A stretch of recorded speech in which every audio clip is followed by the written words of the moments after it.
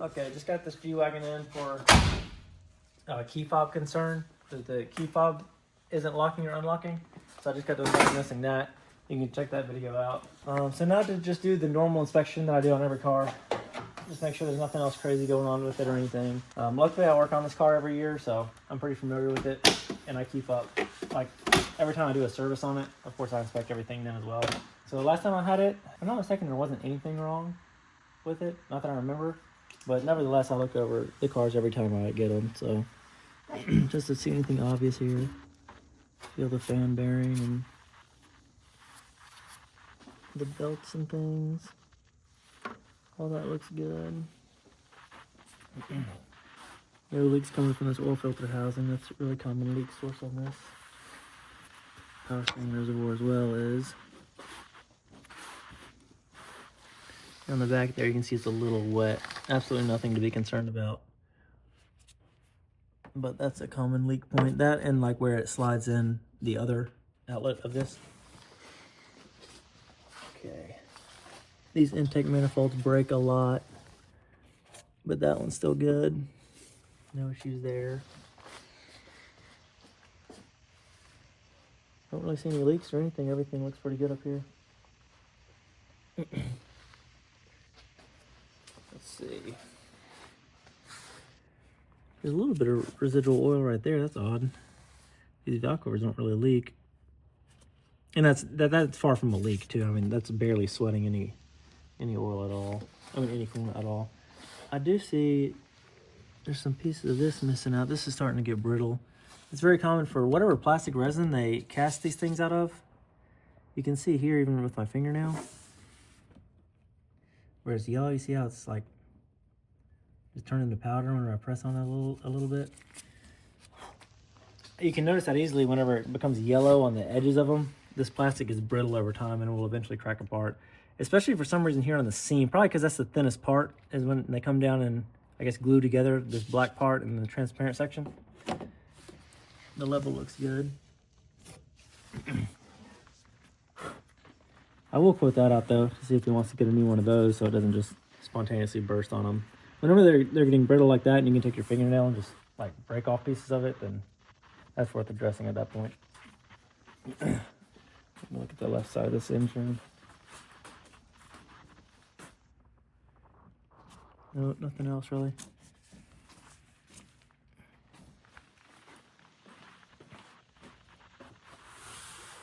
Okay.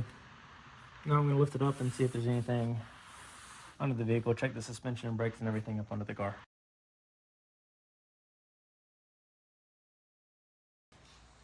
Okay, so just taking a look under it to make sure everything is normal under here. These balls, they're normal to have grease on them. They're actually greasable. If there's ever grease not on them, then that's an issue. So you want to see that. You don't ever want to see oil here coming out of like the wheel bearing housing, like inside there. But here is okay. You want to see that. Let me go look at these brakes. Okay, that one's good. The tires are good. Outside pads.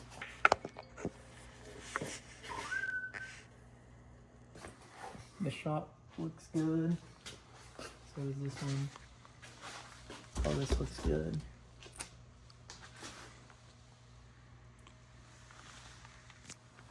The brakes up on this side look good. The tire tread's good. Yeah, the brake pads are still very thick on this side too. Bottom of the engine. Don't see any leaks coming from this at all. In the front or back. It's a little wet on this side here.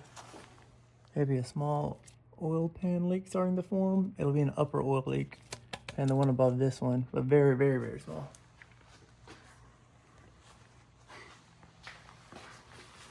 Nothing on the back of the heads. Oh, that looks dry. That's a very common. Oh, the intake manifolds leaking oil. See right there, that droplet forming? Right there. See it? Okay, so yeah, that's probably worth addressing.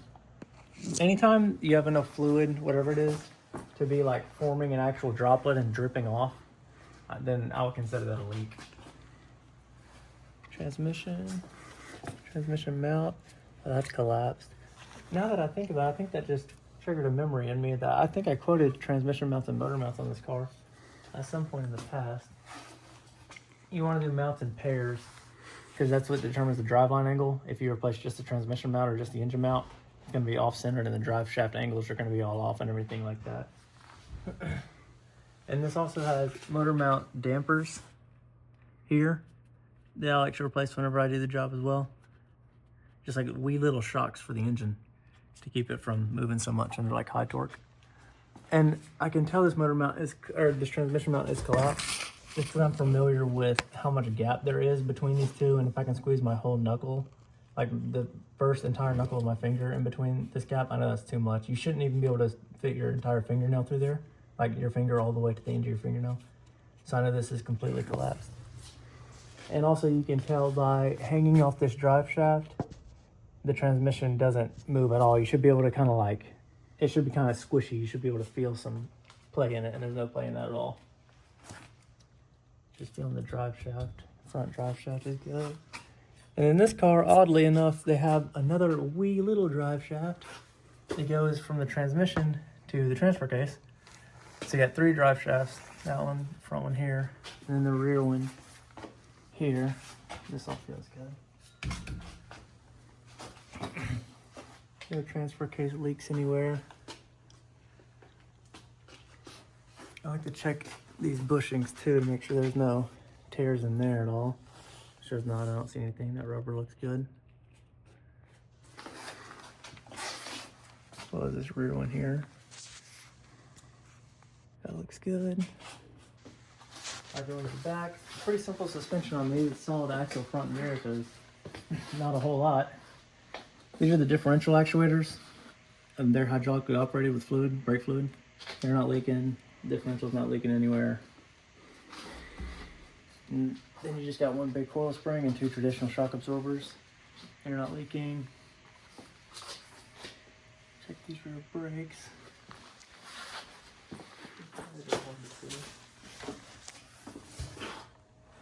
Oh, that's very thick.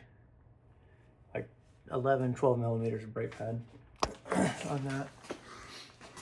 Which the outside, I mean the inside's gonna be close to that as well, but I can't get eyes on it. Some of these cars they cover really good. I'm gonna go get a mirror to look at the inside pads in the rear here. But just to check this one out, tire tread's very thick. Same with this brake pad, it's very thick as well.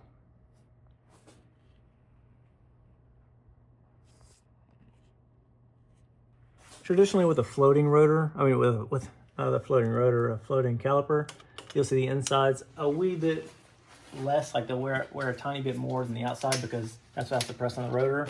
And then with that pressure is what slides the caliper over so that you get even clamp force. But it's not always 100% even. That's why a fixed caliper is superior than a floating caliper, but nevertheless, as long as it's close, within like 10, 15% of the inside and outside pad, then that's good.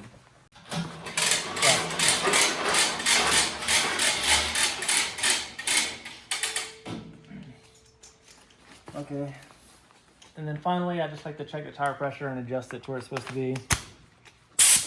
And usually this comes with a service, like a general service, meaning like your engine oil and filter change with, you know, whatever interval you fall on. But this helps me to see if there's any discrepancy in pressures. Like this one started out at 32. The spec on this car is 35 all the way around, so 35 on the front tires, 35 on the rear tires.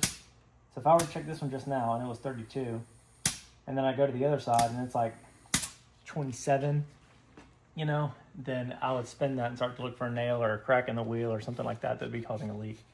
Also, while I'm filling these up, that's when I take a glance around the tires and see if I see any bubbles in the sidewalls or any wear patterns. A lot of people will drive on tires whenever they're flat, and you'll see like where the tire has like a pencil eraser effect, and you can see like rubber shredded off.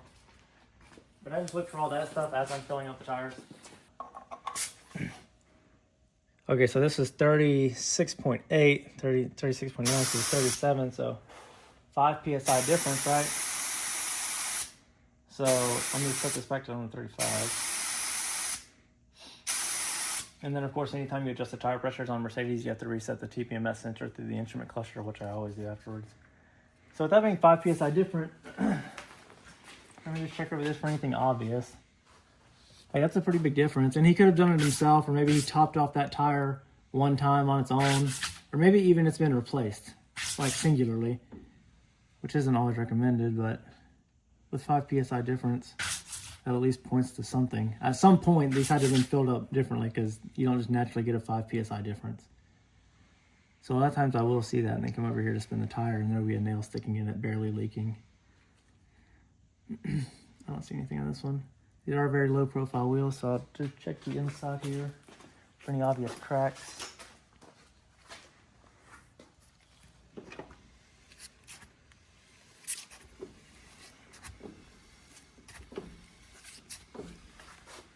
Nope, nothing. Just for the final thing, I'm just going to squirt this and see if it bubbles up. Maybe it may be leaking or something, which I doubt. Valve stems are very rare to leak. That's good. Okay, so I didn't see any leaks coming from the valve stem area. So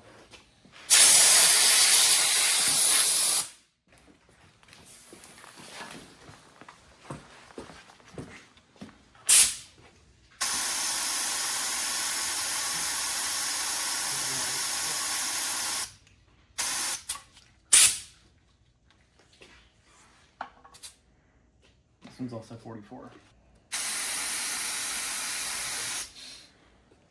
All right. So that's all good. The only thing slightly concerning is the front left being 5 PSI lower. Which, I mean, it might have history I didn't know of, or he may have like topped off the front right last winter or something like that. So everything looks good. Everything besides the intake manifold is leaking and the coolant reservoir that's starting to crumble apart. So I got both of those things quoted for him.